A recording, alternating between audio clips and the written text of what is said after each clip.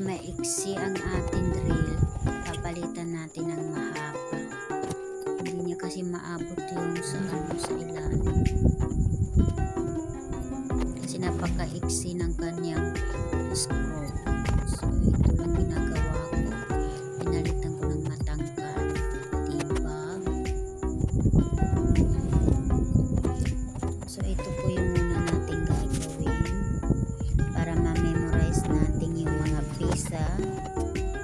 Madali tayo matuto mag-ayos ng flat screen na TV.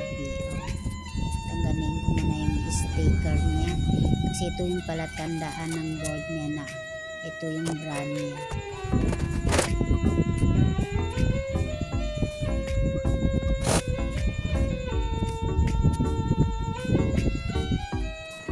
So ito yan ang board niya. Napakanipis lang, malaki lang yung TV ko kasi 44 inches o 42 inches. Ito yung makina niya, napakaliit lang, napakaliit sa kamanipis po. Kinakailangan ito pag tinanggal natin dahan-dahan, madali lang kasi ito masira, lalo na yung LCD niya sobrang nipis.